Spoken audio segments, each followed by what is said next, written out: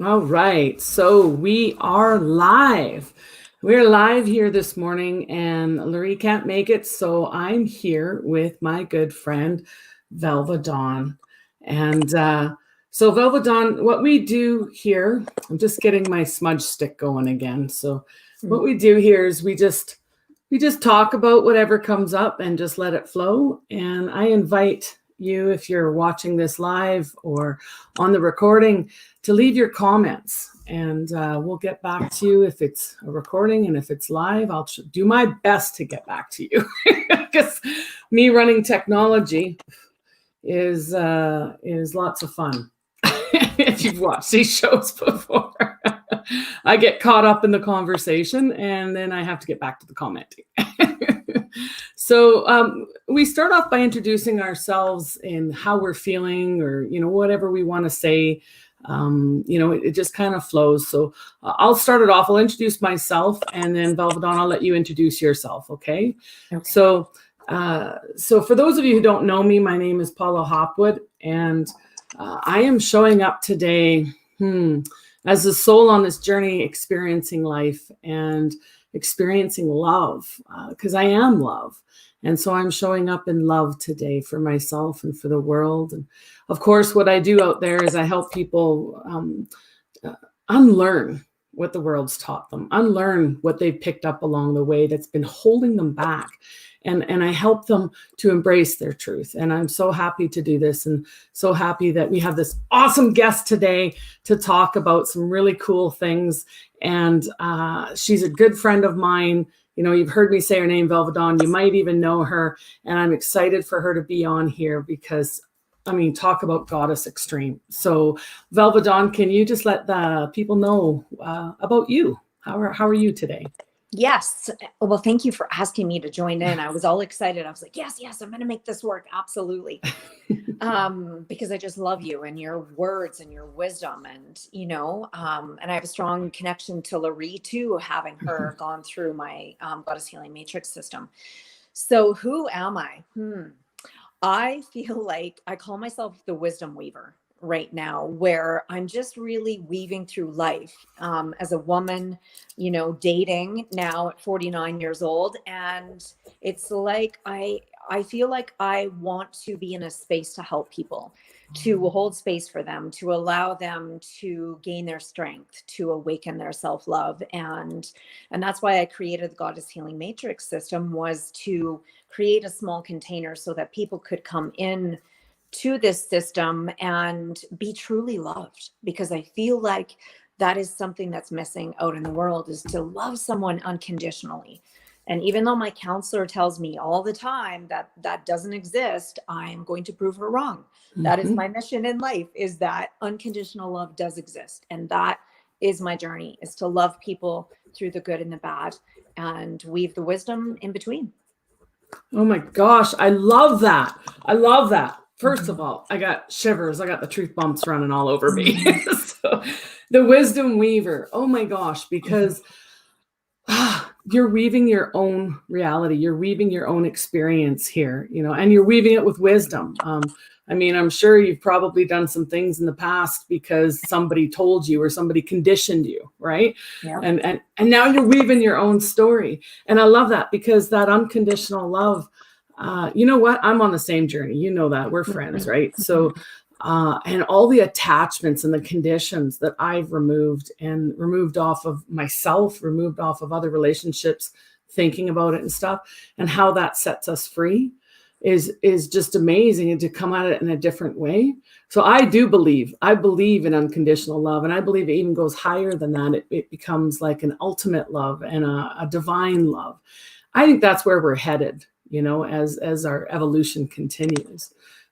So do you have any experiences or anything you want to share around your journey about peeling off the layers and getting to that unconditional love? Yes. So this all began for me. I was adopted, and I always felt like I had this hole in my heart. And my birthday would come around on April 6th every year, and I would have this hole in my heart. And I would think to myself, did my birth parents love me? Why did they give me up? I knew that my birth mom was young, but I really had a lot of this playing in my mind. And I didn't look like my family members at all. My brother has like blonde hair. I had brown hair. My parents had black hair. And I was like, where do I fit into this family? And I was very sensitive. I had eczema as a child. I felt everything. And it was like I was plunked into this household where I was the sensitive one. And I almost was ridiculed sometimes for being so sensitive. And so I really started to shut myself down. So then when I was pregnant with my daughter, Kayla, I used to work in the hospital on medical records, and I was filling out my prenatal forms. And I thought, I don't even know how, my birth mom's delivery was. I don't know any of this. So I actually hired a private investigator, and I found my birth parents. And ironically, my birth mom is staying with me right now. So it's just the journey for me and peeling the layers of opening my heart. It was like when I saw my birth parents, that's all I needed to do was see them. But since then, I've known them for 20 some years, and we've developed this relationship. And it's not like a mother-daughter. It's more like she's an older sister to me. And we have this connection and this agreement that she would bring me through her body to the planet. And it's like this knowing that I've had. So in all of that, I really began to heal that hole in my heart. And when working with people that are adopted, I really see that there is that abandonment issue in the heart. And that, it was a deep thing that I needed to learn to heal. So, yeah. And even, I mean, I've birthed 4 children. So the thing is, and when you carry a life inside of you, you feel it. And the thing is, I mean, I know that baby feels us too, because carrying a baby, they end up knowing whether it's you touching the belly or somebody else. Like they'll be kicking like crazy and stuff, and then a stranger will touch your belly because they want to feel the baby kick, and they quit moving. Yeah, totally. I know you're right. So it's like, I can totally understand, how that would bring about abandonment, or lost feelings or something like that. And, I think it's wonderful that she's with you right now and you're having this relationship, because it's such healing to remove all those thoughts and beliefs, all of that gunk that we carried around, and just get to that core, right? And have that relationship and let it flow, let that go and stuff. And that really taps into our divinity too. I'm always talking about our wounded or our dark side compared to our divine side, right? And who we really are is that divine love, right? And of course there's a balance of other energies in there too. And so to really walk that walk, to leave behind all this stuff that we used to carry, and to walk that walk going into that divine love. I mean, I know for me, if you've heard, so I don't even know if there's new people watching this, but for the new people watching it, I come from a background of abuse, right? And mental abuse, sexual abuse, physical abuse, you name it, right? And I always say that probably the worst abuser was me, because I bought into that, right? I bought into that, and I was not in my divine energies at all. When I was doing that, like, man, I was totally in the wounded. And, I was in the wounded feminine. I was in the wounded masculine. I was in the dark, right?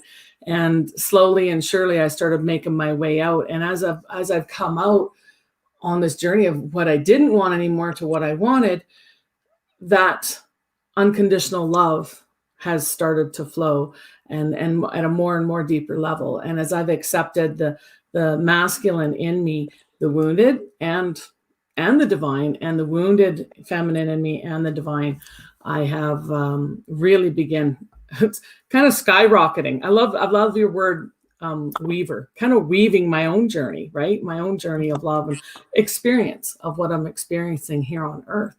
And so I'd like to tap into those energies too, right? And I know that you talk about this. I know that you're just like, yeah, let me go. What do you think of the divine masculine and divine feminine energy? We always say lean in and look at her, but lean in, right? I know, right? I'm just like, yes, let's go there. So, I've been working with the divine masculine, writing this book, and I only have about 4 chapters left. But in my experience, being the wisdom weaver, as you are too, it's like you live these experiences and then you write about them. So you actually embed the energy in your body, in your cells. So it's a template that vibrates out there, I believe, inviting others. It's their vibration recognizes yours. They're like, oh, she's been through that. She actually understands. She gets me. And that's why I'm writing this book about the divine masculine, because wow, it's pretty risque, some of it, but it's also shown me, I feel like I've really been breaking down my own divine masculine within myself, the old programming of the masculine, and we're seeing it all over the planet right now. We're absolutely seeing oil and gas. We're seeing everything come apart. And I keep saying, don't keep thinking that it's going to go back to the way it was, because it's not. This is something new, and we need to manifest. We were talking about this in the 5th dimension and beyond. It's a different way of manifesting versus the 3rd and the 4th dimension, right? Like it's a total different template. So you can't take that in and have fluidity in your life. It's just, it won't work. So I kind of went off track there on your question, but that's okay. Right? This is a conversation, not an interview. Yeah, I know. So, I mean, the divine feminine is my passion. And I feel like that's the part that I feel secure in, that goddess energy, the receiving, the feminine. And the masculine takes balls. I say, if you're going to, invoke your divine masculine, it takes balls. And I mean that with all sincerity and with all respect. It is deep work, and you really have to disconnect from the external in this energy and really look internal. And there's not a lot of people doing that. So it's like, you just got to keep going on your own path and weaving your own wisdom internally, and not looking around for people. Are they doing the same thing as me? Are they feeling the same? You can't. We're just out there forging this new path. And some days are really amazing and some days really suck. Some days are brutal, right? As you know, it's hard some days. Yeah. I am so glad you're here on this call today. Oh, so many of us, I'm going to say thought leaders. We'll just lump us all together like that, right? Visionary, wisdom weavers. There we go. We're experiencing this where the old ways just don't work anymore. And it's funny because I used to call it the old boys club, right? The way I'd been trained, the old boys club. I don't want to be a part of the old boys club. I'm not an old boy, And so it's interesting as I go on my journey and I'm looking at my wounded feminine and what's happened with her, and, and not reverting to her anymore, choosing to go with my divinity, and that divine feminine energies of receiving and opening and flowing and heart. Right. Reminds me of years and years and years ago, I heard a saying from the Dalai Lama that said, the Western woman will save the world. And at the time I thought, no, he's wrong. He means the awakened Western woman will save the world. And then now that I got the shivers, the truth bumps running up and down me right now. It goes even deeper than that. It's actually, I believe, the divine feminine energy, because she's opening up and flowing and using that allows those emotions to come through, and that in a good way, right? So the divine feminine, not the wounded feminine, but the divine feminine flowing in, healing those wounds, and then going out in the world and healing that too, and allowing the masculine to step up into his role. And that's within us. Now, these are energies. So I mean, yes, a person can be male or female and carry more of a dominant, male or female role in their life, right? But we all have it in us, and it's all there for us to tap in. So that divine masculine energies is basically presence, holding space, like holding a container, providing that safe and solid structure to move forward. And like the word integrity comes to mind too, like it's just, so I always think of it like, if you can imagine the divine and masculine, divine feminine working together in us, as well as out there in the world, you can think of it this way, like a river is what I tell people. So the river is a divine feminine, and she's flowing.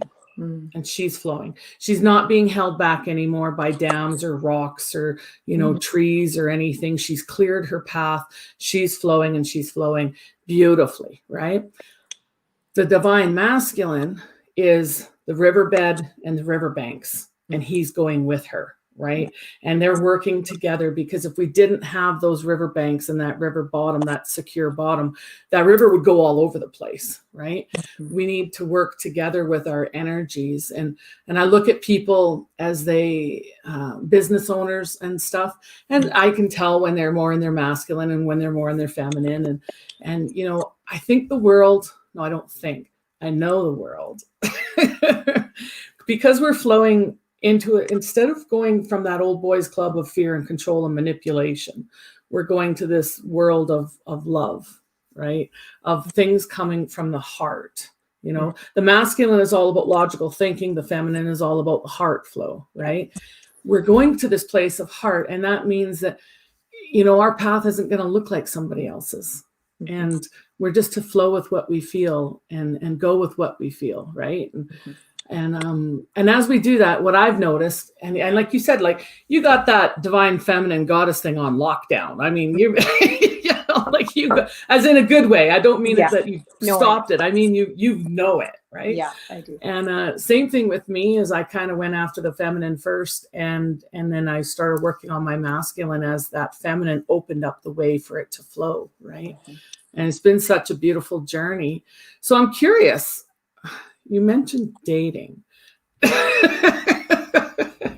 What are you finding out there with regards to the masculine and feminine energies and the divine and the wounded and stuff? What's out there? Yeah, what is out there? Let's talk about that for the next 10 hours. You literally are writing a book about it. I literally am. So this is what I get often.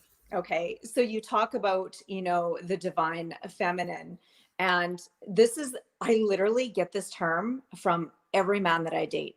You are so deep. Yes, I am deep. You scare me. Why do I scare you? Exact words from every man, because you are a straight shooter. You don't let anyone get away with anything. You make people accountable. I said, And you're exactly right. Like what I see in the dating world is some of the men I've been dating, very successful millionaires, right? They've got these big companies. They are in their mind, right? They're attracted to the goddess energy. Yes. So, they want that energy into their field, but then it's like they get in it and then it's like alluring to them and it scares them. So it's like they'll go with it for a while, but then they stop it. It's like they get in their mind and they're like, I don't know what's happening to me. What have you done to me? And I said, you're actually just in your heart and you're actually just going with the flow. I said, so that's all this is. And then most of them stop it. So what I find is I have circle backs, I call them. It's this term I'm using in my book. So the circle backs are men that I scared them and they back up. And sometimes they actually have downloads that are coming through and they need to integrate the downloads, right? So then they come back, like almost all of them come back. And I'm like, okay, what is my lesson in this? What is their lesson? And most of them will say to me, it's not that I wasn't attracted to you or that I didn't want, it's you scare me. So in this dating world and in the book that I'm doing, it's just consistent, right? That a woman that's in her power, that's independent, men want that. The old days of, the woman staying home, and like I did myself, I quit my job at the hospital to raise my 3 girls. on a ranch. And that's what I did. I cooked for the brandings. I helped with vaccination. I rode a horse. I did all of that. And then when I left my marriage, now I have to become this really strong, independent woman who's making her own money, doing everything on her own. And men are attracted to that, but then they get into it and they get scared and they step back. So honestly, Paula, I find it really amusing because I almost know what's coming. And I think, I'm compassionate with them and I understand, because I can't imagine how confusing it is to think you want something, but then you get into it and it trips you up a little bit. Right? Yeah. Yeah. That makes total sense, because they're so drawn that, the masculine is drawn to the feminine, drawn to provide that container for her, right? Yes. Even within ourselves, we have that within ourselves to do that. So it makes perfect sense. And it makes sense for some of my friends out there that are literally going through this right now with, coaches and healers and stuff. And they're out there and they seem to be, I've called a couple of them man magnets. Because really good. So many are coming in like moths to flame, right? Like one after another. And it's totally, they're drawn to that energy, but then they don't know what to do with it. Now, to be fair, that's just because they're not fully in their divine masculine.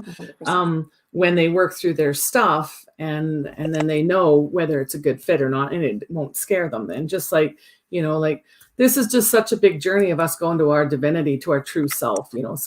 Some people can even call it the Christ consciousness, the ascension, right? Is stripping off all of this and getting to who we really are.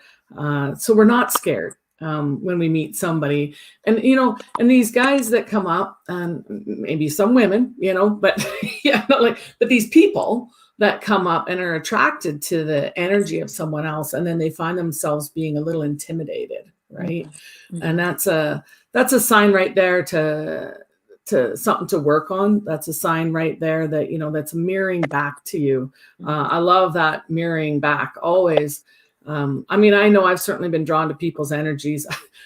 I was even drawn to you, Velva Dawn. Yes, I know. But I wasn't scared. This magnetic trance for a while. But you didn't scare me though. But and so we're drawn to that. And here's the cool thing: when we're drawn to an energy, the only way that we can be attracted to it is because we recognize it.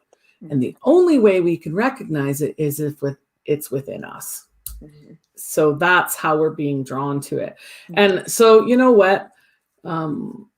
Bless those guys, for being drawn to you. Well, for one, they're helping you learn, right? They're expanding you, right? And stuff. Mm-hmm. But the other thing is they're expanding themselves, because when you get around that energy is like vibration, right? Mm-hmm. And so you're vibrating like this, and they get around that and they feel that vibration, they get a taste of it, and it changes them. I have no doubt that you have changed lives just by dating them. I'm like, how many dates is it going to be? Because I see this very strong pattern. They come in strong, and I mean strong. So the last one, out of 7 days, 5 days I saw him, right? 5 out of 7 coming in strong. And then boom, I'm like, okay, how many days is it going to be? Right. And so I'm working with the goddess Lilith right now. And she's actually the card in my deck that my artist and I are working on, and she's actually almost finished. And what I was channeling the other day, and what she was saying to me is, where she's holding the apple up as an invitation to take a bite out of life, right? Rather than the old scenario where she's holding the apple up to tempt, Adam, right? Those old paradigms, we really need to abolish them, because they just don't vibrate at this frequency.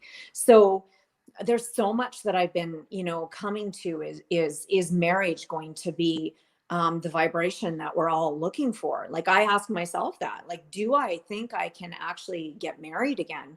And part of me is like, I feel like it took me so long to get out of my marriage of 21 years that I'm a bit scared, I have to say, because I think, oh, we'll just do a commitment thing.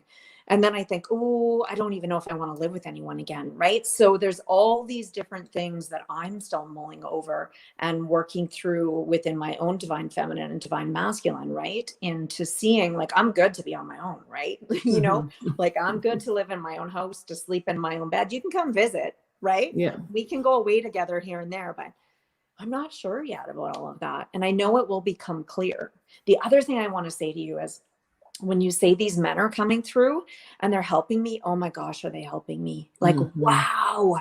You know, I've had, you know, ex-boyfriends that I even, you know, were first loves for me circle back into my life. And I think to myself, you know, they helped me heal my heart, because back then I was this wounded teenager who was lacking self-confidence. And now I feel totally the opposite. I have the confidence, I have the strength. And so there's been deep healing, you know, where we circle back. So it's been, I'm grateful for each and every single one of them. And they're beautiful men. Like they are beautiful. Yeah. Yeah, they are, folks. They really are. Although she's only shared a couple of the pictures with me, but I know I did that. She has her private, you know, photo album of them. Yeah. Well, they are. I mean, I think you have to enjoy the human body, right? Like you really do. Yeah. Yeah. You know, it's interesting too, because I know even back before I started changing my life around, every boyfriend that I had changed me, right? Like, not that he changed me. It's just the experience. Every relationship, every friendship I've ever had, you know, takes me higher. You know, I hope I do the same for them. Right. Yes. And relationships are meant to grow us, right? Whatever type of relationship they are. And so the interesting thing is, and I always see this out there, and some people think that staying in a marriage for years and years and years is showing growth, right? I think it is if you're working together and growing together, right? But I've seen so many marriages where they just stay out of spite and, you know, to outlast the other and stuff, right? And that's not good. You're not growing in that, right? But then I've seen people who've been married a couple times, or maybe in, you know, committed relationships a few times, and the amount of growth that they go through. And then they end up, you know, some stay friends, some don't, you know, whatever. But they find their divinity through those relationships. They grow, right? And whatever it is, whichever one the person's on, I think is a beautiful journey, because that is their experience on this world. You have contracts, right? Like those guys that have been dating you, you have contracts with them, and they've come in and they've up-leveled you, right? And it's just a beautiful thing. And no doubt, like, okay, so they come in and they get scared of your energy. Well, what's really they're getting scared of is they're getting scared of their own potential. Exactly. You know, they're getting scared of their own feminine side coming out. It's foreign to them, right? It's not their comfort zone. It's not what the world has modeled for them. And I have 3 boys and 1 girl. And I remember, you know, of course, what's happened in my life and the people I was around, I was around a lot of man haters, right? But I didn't hate men, right? And then I started having boys, and I was like, this world is so broken. This world is so broken for the women. And in my generation, we're aware of that, right? That the women have been oppressed and stuff. But the men have been oppressed, right? Because here's these broken people raising children, whether it be boys or girls, and always pointing the finger at the men. And I'm like, they're pointing them at my sons. You know, my sons are going out there into this world, and it broke my heart. And I think that's part of my journey too, to get down deep within myself, to go to my divinity, is to, as a mother, to help my children too, right? As a motivator, to get weaving on that. I'm pretty proud of my boys. Quite often I have 2 adult boys, and 27 and 24. And it's funny because some of my sort of, I don't know what you want to call them, ultra spiritual.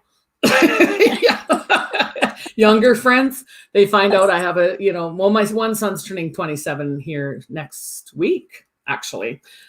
So he's actually 26 right now.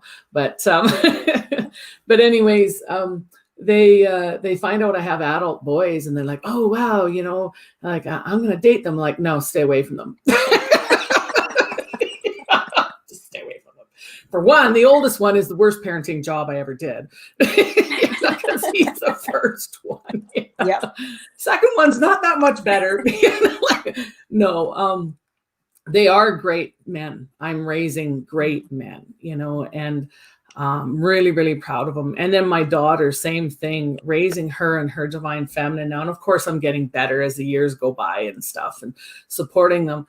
But it's interesting to talk with her because she turns 13 in December, and to talk with her about men and women and stuff, and see her views on everything. And she hasn't been raised with abuse, right?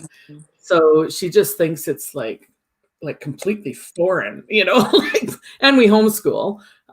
So like, she's like, she has dealt with bullies, but she doesn't put up with it, right? Like, she doesn't play the game. She doesn't play any of those games that we play that adults still play, right? With each other and stuff. So it'd be interesting to see what they turn out like, because that's our next generation, right? That's where we're headed. And I am just blown away by, because, our children are our greatest teachers. And I'm just blown away by watching my kids navigate with what the tools I've given them, the best of my ability. I gave them whatever tools I had, when they were growing up, and the ones that are still growing up. I don't know. Do we ever really grow up? I don't know. No. No. Well, look at you. You said you're 49? Yeah. Oh my God. You look like what? 30 maybe. Oh, No, you do. Close. You do. Okay. Well, thank you. I'll take that compliment, but yes. 49 and holding. Wow. You know what? You know what you were saying about all of that? This is what I've been thinking. My youngest daughter is 17, and it's the youngest. We just went and picked out her grad dress. I had a moment where I was like, oh, this is the last one, right? I had 3 girls, and, I was with her and we had to wear the mask in the store, so she couldn't see how excited I was when she got that last dress on. And she goes, Mom, do you like this? And I'm like, I pulled my mask down and my smile. I said, oh my God, you look so beautiful. I love this dress. This is you. And then she's always saying to me, Mom, you act like a teenager. And because my music is young, and I thought about that for a long time. And I'm like, I always want to have the energy of a teenager, but the wisdom of an adult, right? The wisdom of a grown. So that was my aha moment. That was actually a compliment to me that she was saying I was acting like a teenager, because I really believe that the vibration that we emanate, is how our body responds, to that. So, heck yeah, I will take the teenager for the rest of my life. Yeah. Right? Right? Yes, for sure.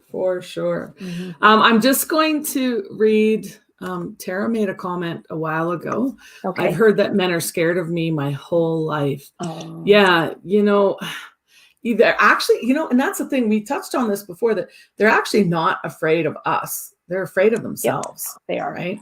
Yeah. Just like when we're afraid of something, in somebody else, when it gives us that, we're actually afraid of that potential within us, right? And that's where that feminine energy comes in to flow, right? To flow through those emotions, flow through that, and just release that energy so it doesn't get stuck, right? And so, the whole world is changing right now. Do you have any advice? Anything? Have you gleaned anything when somebody says they're scared of you? I mean, of course, we logically know, we've been talking about it, but how can we navigate through this? What if we keep attracting people who are scared of us, right? What are we going to do about that? I know. I'm like, what are we going to do about that, Velva Dawn? So many times I say to my friends, I'm pausing, pause on the dating. And then I go right back in again, right? And it seems like my advice is every time I go back in, I'm up leveling myself, and the connections are up leveled. And so I am seeing a distinct pattern. So I would say don't quit, right? Don't quit. Really look at, what did I learn from this? What is my accountability? And to always have fun with it, no matter what, be yourself. You have nothing to lose in any of this, right? And you're right. Relationships are the greatest container for growth, as Mark Groves always says. It truly is. When you're put in that, it's like, some of these men I've been dating are like 40. I'm 49. So my friends are like, oh, you're on the treadmill. Oh, you bet your ass I'm on the treadmill. I'm 49 years old and I'm dating these men that are 40. So yeah, I'm on the treadmill, right? It's keeping me taking care of my body because I want to feel good about who I am, right? And it shows me that's the vibration that I'm giving off too, I guess, now that we're talking about it. So my advice would be to do what makes you happy and yes, you're going to get disappointed. Yes, you're going to be frustrated, but just get back in there. Give yourself some time and then get back in there if you're in the dating field. And your intentions are key, right? I find the more you shift your quantum field, the more, you're going to attract that up leveling of whoever, whether you're dating men or women. You will up level that as you work through this.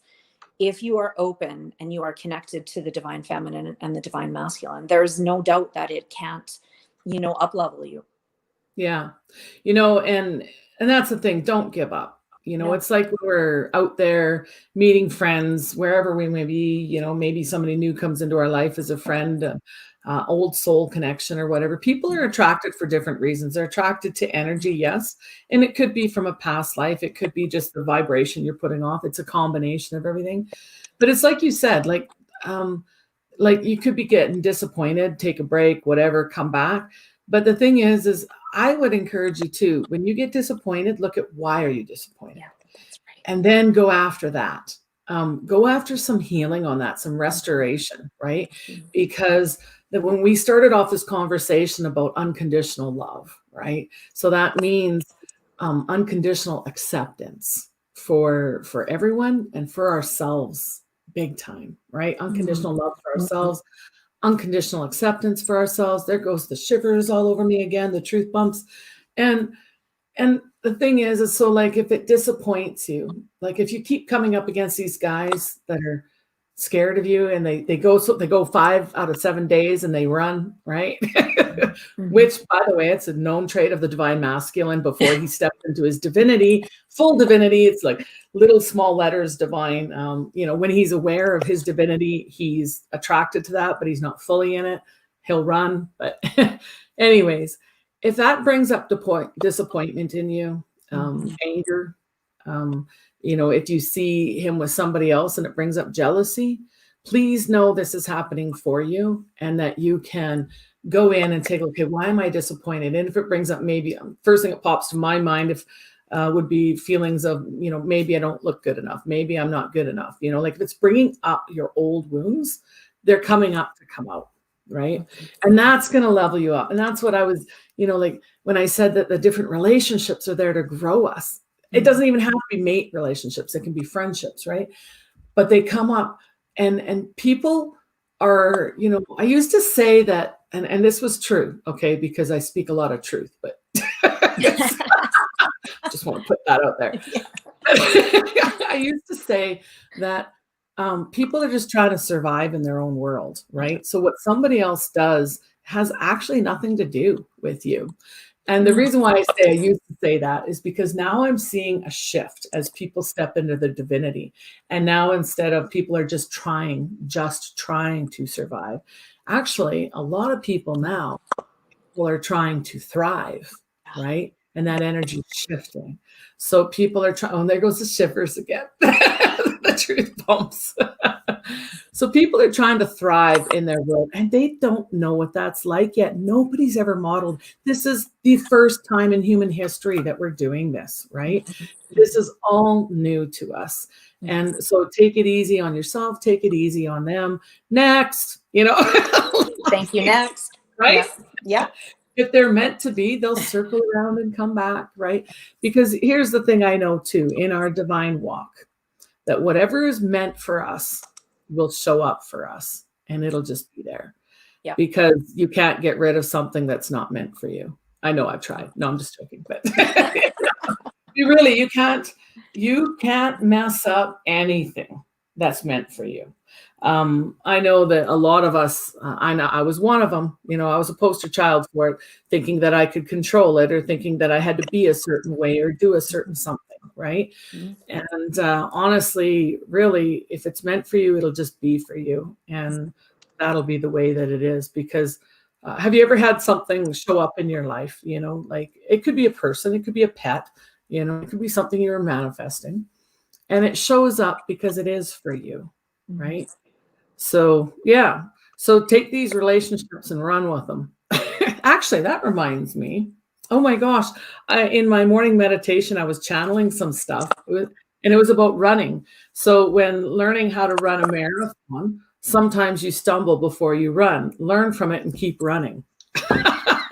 That's pretty cool. That is really cool. I really like that. Yeah, I did not know that was going to come in handy today. You never know, right? Nope. Oh, wow. Yeah.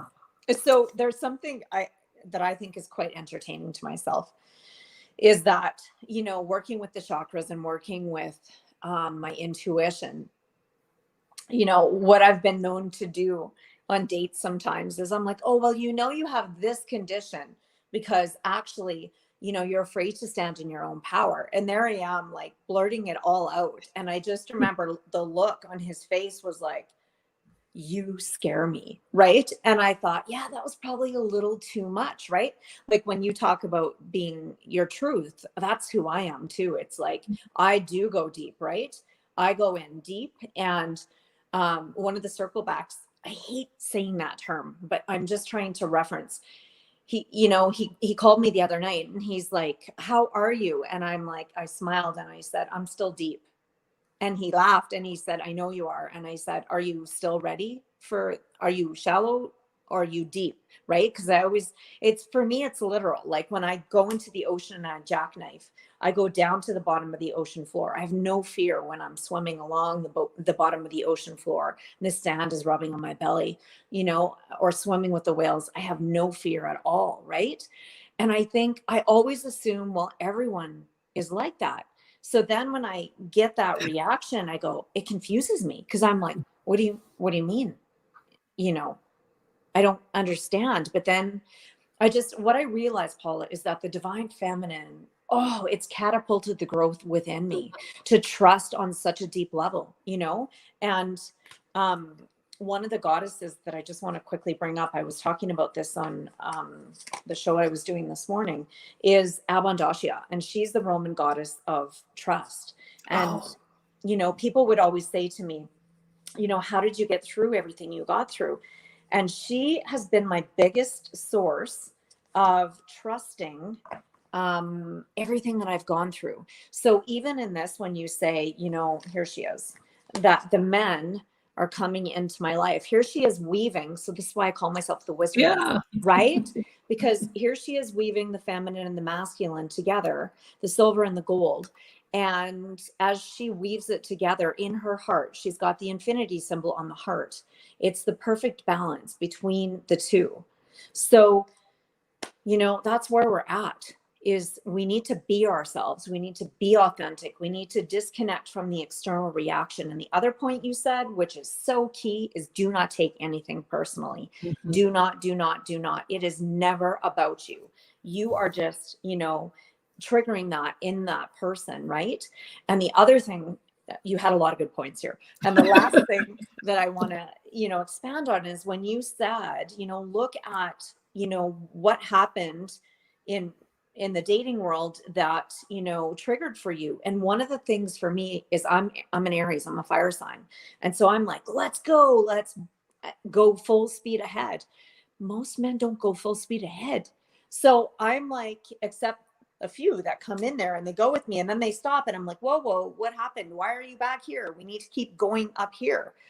And what I realized is it's good for me to have balance. It's good for me to sit back.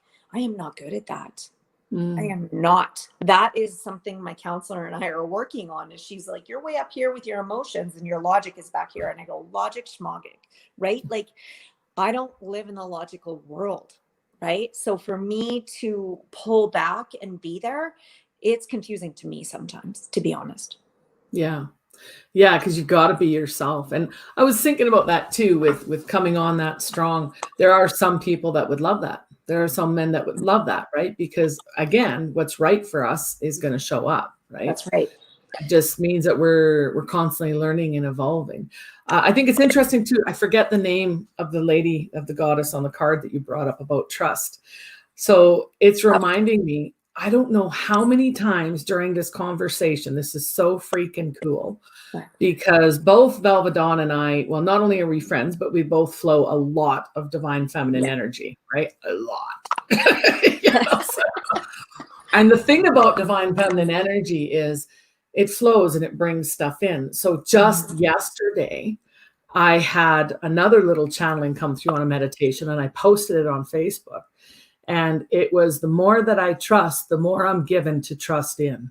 Yes, I saw it. And I was like, you know, when there goes the shivers when you held that up, you know. So here's the cool thing about the energy. So it's supporting us too. Yes, it is. It's also supporting the other people, because how many signs and synchronicities are they getting about trust? Are they getting about, you know, about the feminine energy flowing? And oh, Alex is here. Some men appreciate a strong woman who knows what she wants and how to value that. Yes, Alex, we know. Well, actually, I don't think, Velva Dawn, I don't think you've met my friend Alex. I'll have to introduce you to. He's a little younger than you, though. Alex, like, shut up, Paula.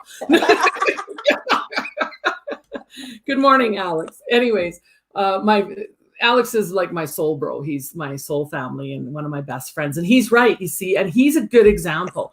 Some men appreciate a strong woman who knows what she wants and how to value that. And he knows how to value that. Like, he is so in his divine masculine. It's incredible, right? And so that's the thing, is that, and somebody that is right for you, be it a friendship or dating or life partner, soulmate, is going to love that, you know. There, and even if it scares them at first, so how do you call it? Circle back. Circle back. You know, and I'm thinking, as we're sitting here, I have a friend, she says she laughs and laughs and laughs because, and it is funny, I come from a ranching background too, and barrel racing and rodeo and stuff, right? And living out on the land. And especially if I'm frustrated, I was working a yearling horse, which is a year-old horse, when he was wild.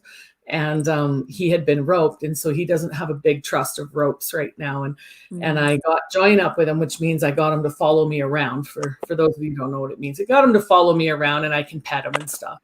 But yesterday I showed up during feeding time, and he got mad at me. So I was calling him things to my friend. I was saying, "What a little fart head," you know. You know, I can't remember everything that I called him, but my total redneck language came out, and but you know, that's a part of me, right? And that's a part of what makes me who I am, and unique and flowing with that. And so it was just kind of cool, because it took me back to my roots and working horses. And we all have something in our life that brings us along on our journey of experiencing, right? And horses was it for me. It was the only, when you get in a round pen with a horse, especially a wild horse, you got to leave all your shit at the gate. Because they read, even the way you blink your eyes, they read, right? And so being a horse trainer for over 25 years, I'm a little older than 25. So being a horse trainer, not much, no. Being a horse trainer for over 25 years, plus riding horses my whole life, right, taught me a lot about being myself. And I've actually been applying those principles to myself now. I still have a couple horses. I still ride them occasionally, but they're not a part of my daily life anymore. But they do teach me lessons. And so, and I look at lessons out, you know, like with dogs, you know, I kind of want a guy like a dog, real loyal, and just wants to lick my feet. And But there's lessons in everything, things that we can appreciate. And the way that we can appreciate them is because it's something that we value. It's something that we are, right? It's just like, well, I brought up the example of dogs. So there's dog people and cat people. Yes. I think, excuse me, I think typically cat people, maybe I love cats too. I'm more of a dog person. But I think cat people probably like the independence and the humor, right? I mean, that's what I like in a cat, right? Is the independence and the humor. Yet in the dogs, I like the loyalty, right? And the protection. So it's interesting what is around our world that we're attracted to. And you can apply that to yourself and to others in your relationships and learn from that. I don't know where I was going when I started that, but it sure turned out interesting. So well, and it's so funny because I have this, he's actually a good friend of my ex-husband's. And when he found out we were divorced, he says to me, I'm going to give you one word of advice, Dawn. And I said, what's that? And he goes, do you have a dog? I said, yeah. And he goes, don't date cat people. He said, dog people should not date cat people. He said, I've done my research on it. He goes, dog need to date dog people, vice versa. And I was like, oh, that's interesting, right? And ironically, he's right in what I've been doing with the dating is there's been a couple guys that have had cats and we just did not mesh. So I'm like, oh, wow. He might be onto something there. He might be. Although now that brings up another question. That makes total sense, but it brings up this question. So, I had that Kundalini awakening in February of 2019. And in the initial burn of it, the initial 48 hours, I was literally shaking and burning, like things were being burnt up in my chakras, old beliefs. The biggest one that came out was that I need to be protected. Right. So it changed every relationship except for my kids. Like it changed my dog. I got that big Saint Bernard, right? And he is very protective. It changed my relationship with him. He no longer sleeps in my room. He is, not my be all and end all of everything. I still love dogs, right? I'm still a dog person. But I'm like wondering, okay, well, if what I value in dogs is loyalty and protection, but I actually don't really value that as highly anymore. Like it used to be like 100,000 out of 10. If I marked it out of 10, it's probably at about a 3 or 4 right now, right? Out of 10. Whereas I really am, I'm really liking the independence, and the way I look at independence is they don't rely on me for whatever they need, right? Except for to open and close the door a million times a day for our cat. But you know what I'm saying is like it's kind of shifted. So I think that's interesting. Looking at that on the dating aspect, right? So, and as we shift and grow, maybe maybe you will be dating cat people. Maybe I don't know, right? Yeah. So Sierra's on and says good morning. So good morning, Sierra. And I'm glad, like whenever you're watching this, if you're watching it now when we're recording it or when you're watching the replay, it's going to be up on YouTube. Well, it is up on YouTube right now. It's going live on YouTube. You're watching it at the right time in your life. And even if you come again, maybe you're supposed to watch it a second time because there's some sort of little tool in there, something, little pearl of wisdom, the wisdom weaver here. I love that. The wisdom weaver. Yeah. So that whole dog and cat thing was actually pretty cool. And I never thought of it that way in regards to people of dating them, right? Of who you're attracted to and why. So I don't know. What do you value about dogs? I would say, the loyalty. I mean, I always say my dog's laying here, Layla. She normally sits behind me in my chair. But, when I was going through all that change, and as soon as she heard me cry, she was like instant. And I cried so many tears in her little furry body, right? Like she just was there for me. If I was on the floor in the fetal position, she'd come and lay with me. And maybe a cat would too. I don't have a cat, haven't had one since I was a child. Or a teenager, actually. But so it would be loyalty. It would be just the unconditional love. They don't care. They just want to be with you. They greet you with joy all the time. And she's just wise, right? When I'm doing healing sessions, especially these new ISIS sessions, she will specifically come in the room and sit at the person's crown chakra while I'm doing the session. And she's never done that before. And so when I looked at that, I'm like, oh, she must have been my dog in my Egyptian lifetime, right? Yeah. So it would be those two qualities, I think, very much so with the dog. Yeah. For all you young single ladies out there, she just described my friend Alex. We'll give Alex a few plugs here. Yeah. But here's something cool too. This is a couple farm girls on here talking, a couple ranch girls now. Yeah. So when I went through my first divorce there, I owned 6 horses. And one was my quarter horse stallion, who I rode him all the time on the ranch. And the other one was my old barrel horse, right? The guy who just passed away last year. Anyways, and he was my everything horse. He did everything with me. So I lived on 160 acres. And when I would put the kids to bed, I'd start crying. And I would, be in the fetal position, right? Like nobody wants me. I'm garbage, whatever stuff I was telling myself at the time. And the pasture went in an L shape way out back. And then the studs pen was just off the house. And that gelding would walk up, leave the rest of the horses and walk up very calmly and stand in the corner closest to the yard. And my stud would stand in the corner closest. And they would just stand there with their heads like level and just wait. And sometimes I would go out there and hug and cry on them and, get them all wet and snotty. And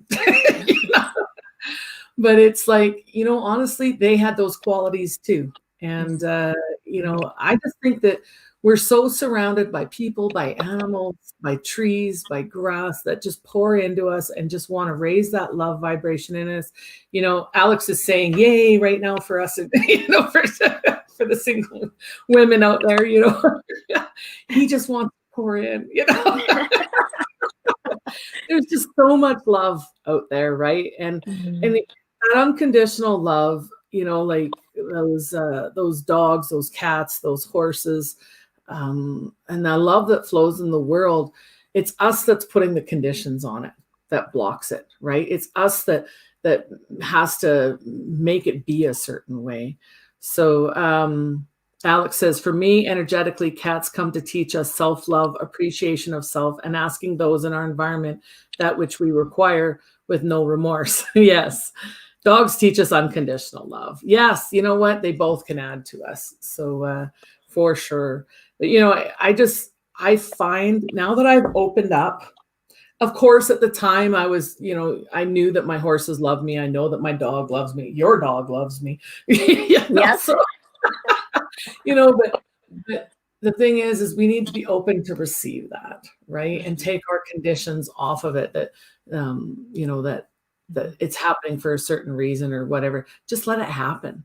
And then we can apply that to humans too, right? Whether we're seeing the beauty in a flower or a sunset or a dog or a horse or a cat, apply that beauty to humans.